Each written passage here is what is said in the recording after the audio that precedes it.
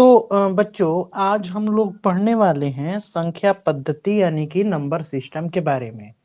तो देखिए number system के बारे में जब हम लोग पढ़ रहे हैं तो सबसे पहले नंबर सिस्टम में हमारा क्या आता है, तो हमारा आता है रियल नंबर या नेचुरल नंबर। रियल नंबर या फिर नेचुरल नंबर। देखिए ये रियल नंबर या फिर नेचुरल नंबर होता क्या है, तो हम जितनी भी संख्याएं गिनते हैं जैसे 1 2 3 4 इन्फिनिटी तक, ठीक है, तो इसे हम लोग रियल नंबर या नेचुरल नंबर के नाम से जानते हैं। जितनी भी संख्याएं हम लोग पॉजिटिव में गिनते हैं उसको हम लोग रियल नंबर या फिर नेचुरल नंबर के नाम से जानते हैं। दूसरा क्या आता है, हमारा होल नंबर, ठीक है। तो इन्हीं नेचुरल नंबर के साथ, इन्हीं रियल या नेचुरल नंबर के साथ अगर जीरो हमारा जुड़ जाए तो हम इसे क्या बोलेंगे, होल नंबर बोलेंगे।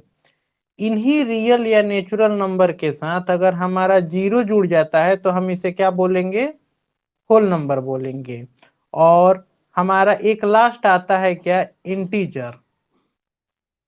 इंटीजर्स क्या होता है, तो अगर मान लीजिए कि इंटीजर्स वो चीज होता है कि मान लीजिए अगर मैं -3 -2 -1 0 1 2 3 ये सभी जुड़ जाए इन्फिनिटी तक तो इसे हम लोग क्या बोलेंगे, इंटीजर बोलेंगे। तो बात क्लियर हुई। Real number 1 2 3 4 simple counting numbers positive में, होल नंबर जीरो के साथ रियल नंबर अगर गिना जाएगा तो वो होल नंबर हो जाएगा। और इंटीजर निगेटिव और पॉजिटिव और जीरो के साथ जितना भी काउंटिंग नंबर है वो सभी हमारा क्या कहलाता है, इंटीजर कहलाता है। अब देखिए कुछ ध्यान देने योग्य मुख्य बातें हैं, उन सब चीजों को आप लोग ध्यान में रखिएगा। तो वो क्या क्या बातें हैं, तो देखिए सभी नेचुरल नंबर होल नंबर्स हो सकते हैं। सभी नेचुरल नंबर हमारा होल नंबर हो सकता है। सभी नेचुरल नंबर हमारा क्या हो सकता है, होल नंबर हो सकता है, ठीक है। सभी नेचुरल नंबर हमारा इंटीजर हो सकता है और सभी होल नंबर्स हमारे इंटीजर्स हो सकते हैं। अब इस बात को आप लोग कहिएगा कैसे, देखिए मान लीजिए कि मैं लिख देता हूं 1, तो ये 1 क्या हो गया, ये 1 होल नंबर भी तो है। अगर मैं लिख देता हूं 2 तो ये 2 एक तरह से इंटीजर भी तो है। अगर मैं लिख देता हूं 0, 0 एक होल नंबर है, तो ये 0 हमारा इंटीजर भी तो है, क्योंकि इंटीजर में मैंने बताया था -3 से मैंने माइनस वाली संख्याओं के साथ साथ जीरो और पॉजिटिव वाली संख्याएं भी साथ साथ चलेंगी। तो इस वजह से देखिएगा सभी नेचुरल नंबर होल नंबर हो सकते हैं, सभी नेचुरल नंबर इंटीजर हो सकते हैं, सभी होल नंबर इंटीजर्स हो सकते हैं, तीन चीजें। लेकिन क्या सभी इंटीजर होल नंबर होगा, मान लीजिए अगर मैं लिख दिया -3 तो -3 तो एक इंटीजर हो गया, तो ये होल नंबर तो कभी नहीं होगा। अगर मैं लिख दिया -2 तो ये नेचुरल नंबर तो कभी नहीं होगा। अगर मैंने मान लीजिए लिख दिया होल नंबर में 0 तो ये क्या, ये 0 हमारा नेचुरल नंबर के अंतर्गत आता है। तो होल नंबर 0 जो होता है वो हमारा नेचुरल नंबर के अंतर्गत क्या होगा, नहीं आएगा। तो इसीलिए होल नंबर नेचुरल नंबर नहीं होगा, इंटीजर नेचुरल नंबर नहीं होगा, इंटीजर होल नंबर नहीं होगा। तो होगा क्या, नेचुरल नंबर होल नंबर हो सकता है, नेचुरल नंबर इंटीजर हो सकता है और एक होल नंबर इंटीजर हो सकता है। ठीक है, इतनी बातें आप लोग ध्यान में रखिएगा। चलिए अब आ जाते हैं हम लोग, इतनी सारी बातें नंबर सिस्टम में आप लोग सीखें। अब हम लोग एक टॉपिक में पढ़ाता हूं आपको, नोटेशन। नोटेशन क्या होता है, और मेरे प्यारे बच्चों नुमेरेशन क्या होता है। ठीक है, नोटेशन और नुमेरेशन। देखिए किसी भी डिजिट को, किसी भी काउंटिंग नंबर को उसके फिगर फॉर्म में लिखना, यानी 2 3 0 1 8.29 होल 1/3, किसी भी काउंटिंग नंबर्स को उसके डिजिटल फॉर्म में लिखना, डिजिट के फॉर्म में लिखना, फिगर के फॉर्म में लिखना हमारा नोटेशन कहलाता है। और किसी भी डिजिट के फॉर्म, किसी भी नंबर को, किसी भी काउंटिंग नंबर को हमारा वर्ड के फॉर्म में लिखना क्या कहलाता है? हमारा न्यूमरेशन कहलाता है। ठीक है, तो इन सभी बातों को ध्यान में रखिएगा। अब देखिए, ये हमारा लिखा, मैंने 2 लिखा, 3 लिखा, ये हम वर्ड के फॉर्म में लिखे हैं। किसके फॉर्म में लिखे हैं? ये वर्ड के फॉर्म में लिखे हैं। तो ये वर्ड के फॉर्म में लिखा हुआ चीज क्या हो जाएगा? न्यूमरेशन हो गया।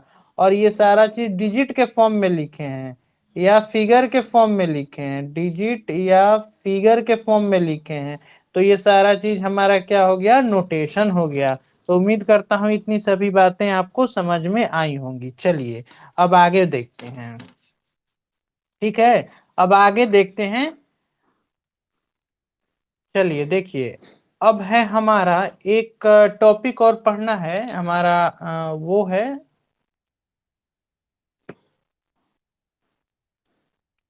देखिए,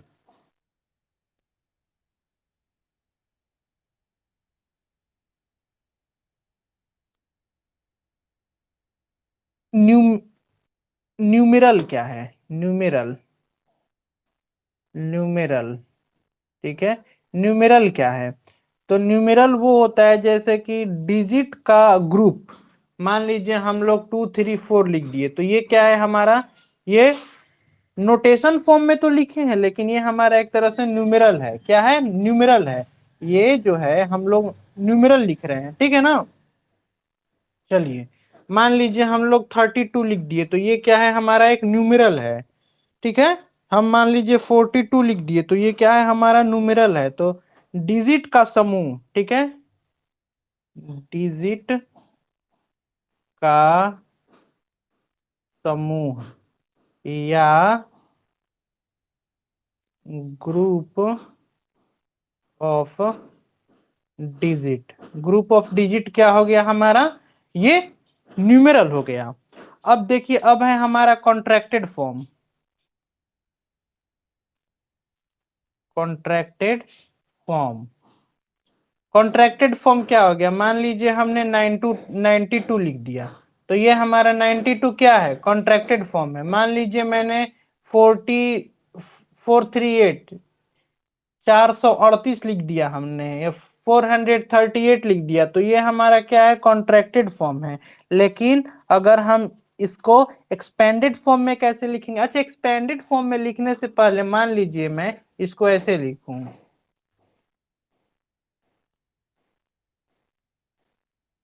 92 ऐसे लिखूं, ऐसे लिखूं, 438 ऐसे लिखूं।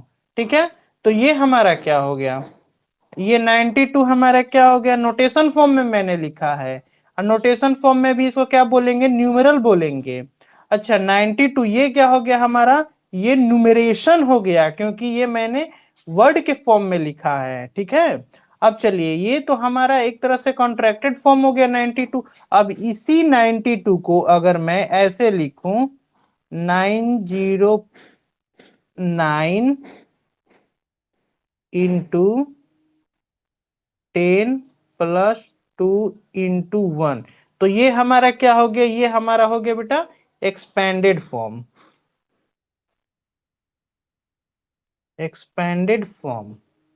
अच्छा, अब आप बोलेंगे कि यहाँ पर सर 10 कैसे ला दिए? तो देखिए, अगर इधर से हम लोग अगर अपने दाई तरफ से गिनेंगे, तो ये 9 जो है ये दहाई अंक पे आ रहा है, तो इसीलिए हमने इसके लिए 10 लिखा है। तो ये अगर इसको अगर हम सॉल्व करेंगे, तो 9 × 10 कितना हो जाएगा? 90, और +2 × 1 कितना हो जाएगा? 2 इज इक्वल टू, फिर से हमारा वही आ रहा है 92। ठीक है, तो ये हमारा हो गया क्या? ये हो गया एक्सपेंडेड फॉर्म। अगर मैं बात करूं 438 की, तो चलिए इसका एक्सपेंडेड फॉर्म कैसे लिखेंगे?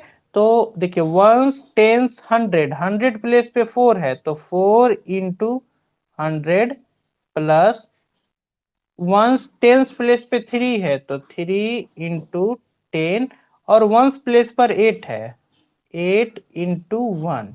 ठीक है, ऐसे। अब चलिए, अब आगे हम लोग क्या बोलेंगे, ये 4 को 100 से गुणा करेंगे तो हमारा कितना आएगा, 400 आएगा, प्लस 3 को 10 से गुणा करेंगे तो हमारा 30 आएगा, प्लस 8 को 1 से गुणा करेंगे तो 8 आएगा। अब 430 और 8 को जोड़ेंगे तो हमारा 438 क्या होगा, आंसर आने वाला है। तो ये हमारा हो गया, देखिए कौन सा फॉर्म, कॉन्ट्रैक्टेड फॉर्म। और ये हमारा कौन सा फॉर्म हो गया, ये हमारा हो गया एक्सपेंडेड फॉर्म, एक्सपेंडेड फॉर्म। ठीक है, चलिए इतनी बातें आप लोग सीख गए। अब हम लोग आगे पढ़ने वाले हैं जो वो भी काफी महत्वपूर्ण है, ठीक है ना। चलिए, सक्सेसर और प्रीडिसेसर की बात आती है, ठीक है, नंबर सिस्टम में सक्सेसर और प्रीडिसेसर की बात आती है। ठीक है, सक्सेसर और प्रीडिसेसर की बात आती है, तो देखिए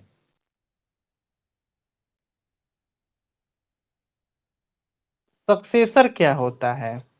तो सक्सेसर होता है मतलब वो सक्सेस हो गया, मान लो कोई आदमी अपने जीवन में सक्सेस हो जाता है तो वो क्या हो जाता है, आगे बढ़ जाता है। तो सक्सेसर हो गया +1, अगर मतलब एक आगे वाला, मान लो अगर यहाँ पर 438 दिया रहेगा तो हम इसका सक्सेसर में क्या करेंगे, 1 को प्लस कर देंगे, यानी कि 438 का सक्सेसर हो गया हमारा 439। ठीक है, और वही है हमारा प्रीडिसेसर। प्रीडिसेसर, प्रीडिसेसर, प्री का मतलब होता है क्या, पहले, प्री स्कूल सुने हो ना, कि प्री स्कूल या प्ले स्कूल। तो प्री का मतलब होता है पहले, तो पहले के लिए -1 कर देंगे। अगर उसी तरह से 438 का हमको प्रीडिसेसर निकालना होगा तो हम 438 -1 कर देंगे, इज इक्वल टू कितना हो जाएगा, 437 हो जाएगा। ठीक है, इतनी बात आपको समझ में आ गई। तो इसको कॉपी पे लिख, दिमाग पे नोट डाउन करते रहिएगा। ठीक है, चलिए अब देखिए, अब हमारी बातें हम लोग करेंगे पीरियड के बारे में, पीरियड के बारे में। पीरियड क्या है, तो देखिए पीरियड वो चीज होता है, जैसे मान लीजिए crore, crore, lakh, thousand and hundred, इन इन सभी चीजों को किस चीज के नाम से, इन सभी चीजों को किस चीज के नाम से जाना जाता है, पीरियड के नाम से जाना जाता है। ठीक है, करोड़, लाख, थाउजेंड और हंड्रेड को हम लोग किस चीज के नाम से जानेंगे, पीरियड के नाम से जानेंगे। ठीक है, अच्छा, ये हंड्रेड जो है ये कैसे बना रहता है, पहले आता है वंस, फिर आता है हमारा टेंस, और तब आता है हमारा हंड्रेड। ठीक है, तो अब इस चीज को मतलब कैसे सेपरेट किया जाए, बात हुई कि आखिर पीरियड तो हम लोगों ने जान लिया। तो मान लो ऐसा लिखा रहेगा, 4 2 3 1 9 8, इकाई, दहाई, सैकड़ा, हजार, 10,000, लाख। ठीक है, 10 लाख, करोड़, इकाई, दहाई, सैकड़ा, हजार, 10,000, लाख, 10 लाख, करोड़।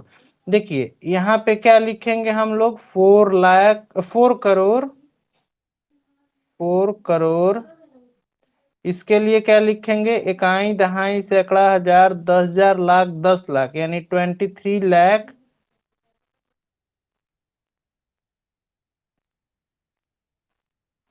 23 लाख। फिर इकाई, दहाई, सैकड़ा, हजार, 10,000, 19,000,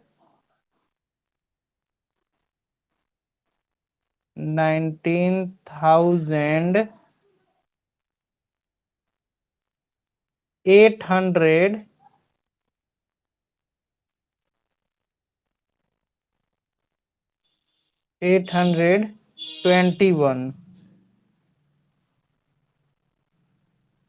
21, ये हमारा पूरा का पूरा क्या हुआ बेटा, ये हमारा पूरा का पूरा न्यूमरेशन फॉर्म में मैंने, या फिर इसको न्यूमरेशन फॉर्म में लिख दिया। ये हमारा किस फॉर्म में है, नोटेशन फॉर्म में है, और ये हमारा न्यूमरेशन फॉर्म में है, तो हमने इसको न्यूमरेशन फॉर्म में लिख दिया। ठीक है, तो देखिए अब बात आती है पीरियड की। तो पीरियड को जो है हम लोग सेपरेट करते हैं कोमा लगा लगा के। तो कैसे कैसे कोमा लगाएंगे, तो पहला कोमा देखिए यहाँ लगता है 100 डिजिट के बाद, यानी इकाई दहाई सैकड़ा के बाद एक कोमा लगेगा। फिर 10,000 के बाद दूसरा कोमा, मतलब देखो दूसरा कोमा 10,000 के बाद, इकाई दहाई सैकड़ा हजार 10,000 के बाद दूसरा कोमा, तीसरा कोमा, तीसरा कोमा आप लोग सोचिए लाख के बाद 10,000, इकाई दहाई सैकड़ा हजार 10,000 लाख के बाद तीसरा कोमा लगेगा, और फिर चौथा कोमा करोड़ के बाद लगेगा। ठीक है, चलिए इसको ऐसे ऐसे करके हम लोग क्या करते हैं, सेपरेट करते हैं। ठीक है ना, इसको ऐसे ऐसे करके हम लोग सेपरेट करते हैं। मान लीजिए अब हमारा दूसरा चीज दिया रहेगा, ऐसे दिया रहेगा, मान लीजिए ऐसे दिया है 756249008। ठीक है, तो हम पहला कोमा कहाँ लगाएंगे, पहला कोमा इकाई दहाई सैकड़ा अंक के बाद लगाएंगे, दूसरा कोमा 1000 अंक के बाद लगाएंगे। देखिए यहां से हो गया हमारा टोटल का टोटल वंस। ठीक है, यहां से यहां हमारा हो गया टोटल का टोटल वंस। ठीक है, यानी कि इसमें वंस ये हुआ, 10 डिजिट ये हुआ, 100 डिजिट ये हुआ। तो पहला का पहला हम 100 डिजिट के बाद लगा दिए कोमा, दूसरा का हमने 1000 डिजिट के बाद लगा दिया, और तीसरा का हमने लाख डिजिट के बाद लगा दिया। ठीक है, समझ गए। देखिए एक बात हमेशा याद रखिएगा, अगर कभी भी कोमा लगाना है तो एक शॉर्टकट ट्रिक हमेशा याद रखिएगा। मान लीजिए ऐसे दिया है,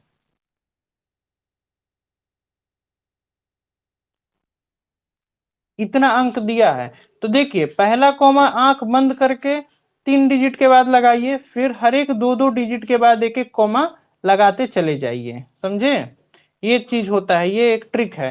पहला कॉमा 3 अंक के बाद लगा दीजिए, फिर दूसरा कॉमा हर एक 2-2 डिजिट के बाद लगाते चले जाइए, आपका वो सही होगा। ठीक है ना, चलिए अब हम लोग आगे पढ़ेंगे फेस वैल्यू के बारे में। और अच्छा हाँ, एक बात और, एक बात ये आपसे कहना है कि मान लीजिए अगर दिया रहेगा हमें कि लार्जेस्ट 3 डिजिट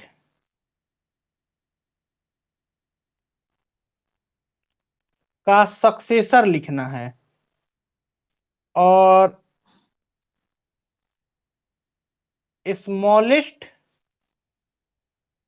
3 डिजिट का प्रीडिसेसर लिखना है, तो हम लोग इसको कर पाओगे। देखो मैं इसको बता रहा हूं कैसे होगा। लार्जेस्ट पहले 3 डिजिट वाला लिखेंगे संख्या।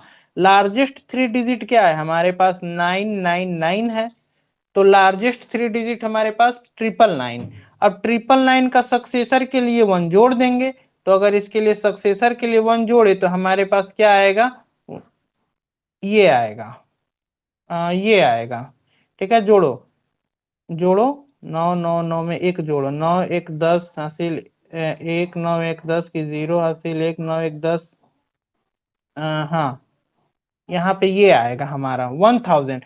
यानी कि एक बात हमेशा और यानी कि लार्जेस्ट जो डिजिट है हमारे पास, अगर उनकी बात करें हम सक्सेसर की, तो हमेशा हमें जो प्राप्त होगा वो क्या प्राप्त होगा, एक आगे वाला प्राप्त होगा हमें। एक जैसे मान लो कि अगर मेरा यहाँ पे दिया है 894 का सक्सेसर प्राप्त करने के लिए, तो इसमें 1 जोड़ देंगे, 895 हो गया। ठीक है, चलिए ठीक उसी तरह से कह रहा है स्मॉलेस्ट 3 डिजिट का प्रीडिसेसर, तो पहले तो हमें स्मॉलेस्ट 3 डिजिट ये हो गया हमारे पास। अब इसका प्रीडिसेसर तो 1 घटा देंगे, 999। ठीक है, तो ये चीज हुआ। तो हमारे पास कहने का मतलब कि एक नियम बन रहा है कि अगर लार्जेस्ट डिजिट का सक्सेसर पूछेगा तो हमारे पास स्मॉलेस्ट डिजिट मिल जाएगा। जैसे ये लार्जेस्ट डिजिट है, इसका हमको सक्सेसर पूछा है तो हमको स्मॉलेस्ट डिजिट मिल रहा है, और स्मॉलेस्ट डिजिट का, अब ये स्मॉलेस्ट डिजिट है, इसका प्रीडिसेसर पूछा है तो हमें लार्जेस्ट डिजिट मिल रहा है। देखो, लार्जेस्ट डिजिट का सक्सेसर क्या होगा? स्मॉलेस्ट स्मॉलेस्ट डिजिट होगा। ठीक है, लार्जेस्ट डिजिट का सक्सेसर क्या होगा? स्मॉलेस्ट डिजिट होगा। टी छूट गया था। और देखो, स्मॉलेस्ट डिजिट का प्रीडिसेसर क्या होगा? वो होगा हमारे पास लार्जेस्ट डिजिट। अब देखो कैसे, मान लो कि हमारे पास 4 अंक की लार्जेस्ट डिजिट ये है, ठीक है, इसका हमने सक्सेसर पूछ दिया, तो यानी कि 0 0 0, ये हम आ गया हमारे पास स्मॉलेस्ट डिजिट। लार्जेस्ट 4 डिजिट का सक्सेसर स्मॉलेस्ट 5 डिजिट हो गया। और अब अगर मान लो स्मॉलेस्ट डिजिट दिया रहे, स्मॉलेस्ट डिजिट दिया रहे, स्मॉलेस्ट मतलब कि ये 1 2 3 4 5 डिजिट का स्मॉलेस्ट है, तो अगर इसका प्रीडिसेसर पूछ दिया तो यहाँ पे 9999, यानी स्मॉलेस्ट डिजिट दिया है तो हमारे पास लार्जेस्ट डिजिट आ गया।